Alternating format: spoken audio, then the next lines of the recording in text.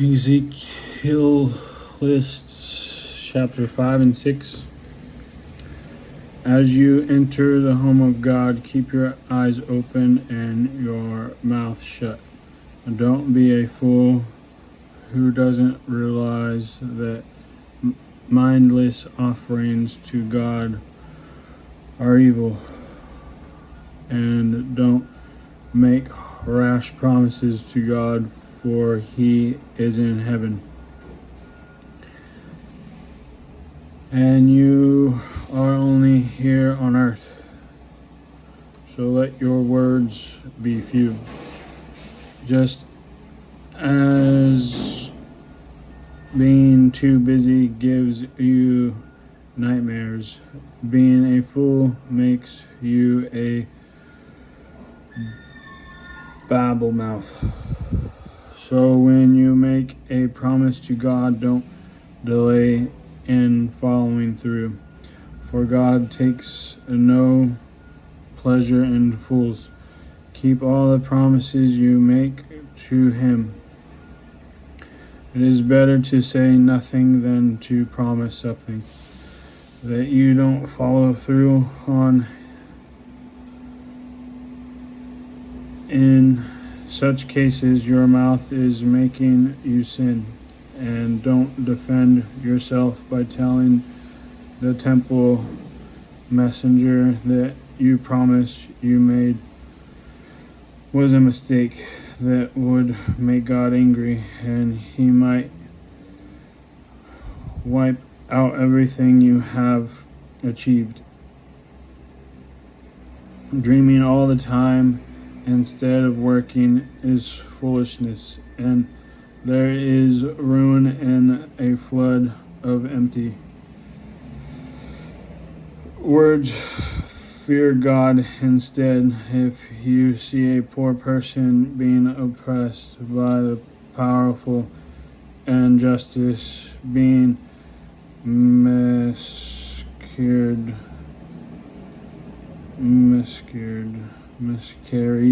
throughout the Lord, don't be surprised, for every official is under orders from higher up. And matters of justice only get lost in red tape and bureaucracy. Bureaucracy. Bureaucracy.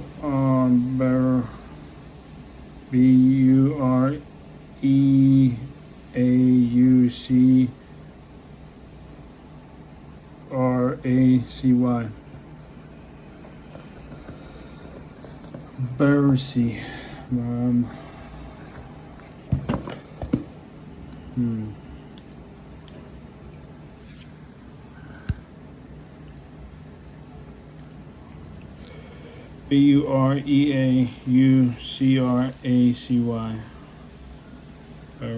Even the king milks the land for his own profit. Those who love money will never have enough. How absurd to think that wealth brings true happiness. The more you have, the more people come to help you spend it. So what is the advantage of wealth, except perhaps to watch it run through your fingers? People who work hard sleep well,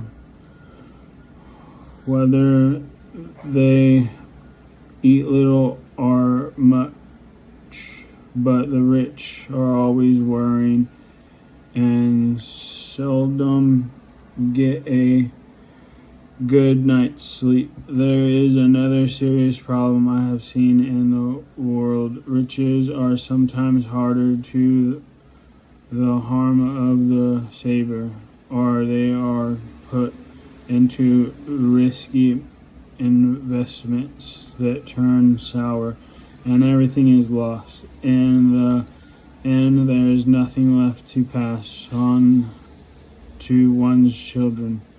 People who live only for wealth wealth come to the end of their lives as naked and empty-handed as on the day they were born.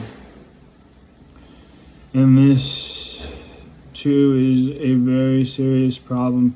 As people come into this world, so they depart. All their hard work is for nothing. They have been working for the wind, and everything will be swept away. Throughout their lives, they live under a cloud, frustrated, discouraged, and angry. Even so, I have noticed one thing, at least, that is good. It is good for people to eat well, drink a good glass of wine, and enjoy their work, whatever they do under the sun, for however long God lets them live. And it is a good thing to receive wealth from work and accept your lot in life. It is indeed a gift from God. People who do this rarely look with sorrow on the past, for God has given them reasons for joy. There is another serious tragedy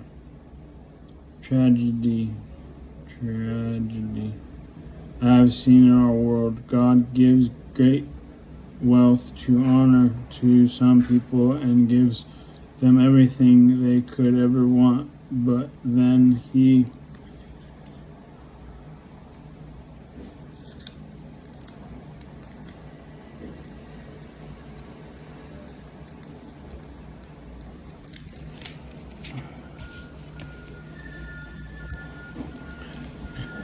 doesn't give them a health to enjoy it. They die and others get it all. This is meaningless, a sticking treaty. A man might have 100 children and live to be very old, but if he finds no satisfaction in life and in the end does not even get a decent burial, I say he would have been better off born dead. I realize that his birth would have been meaningless and ended in darkness. He wouldn't even have had a name, and he would never have seen the sun or know of its entrance.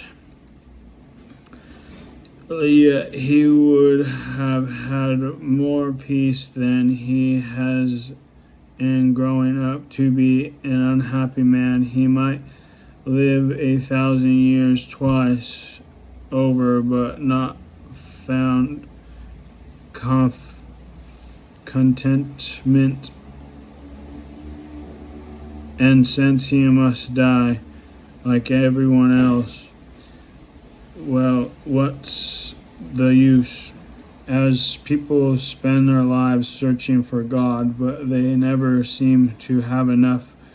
Considering this, do wise people really have the advantage over fools? Do poor people gain anything by being wise and knowing how to act in front of others? Enjoy what you have rather than discerning. DESIRING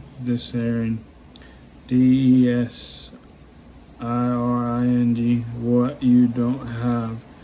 Just dreaming about nice things is meaningless. It is like chasing the wind. Everything has already been decided. It was no long ago what each person would be. So there's no use arguing with God about your destiny. The more words you speak, the less they mean. So why overdo it? In a few days of our empty lives, who knows how our days can best be spent, and who can tell what will happen in the future after we are gone?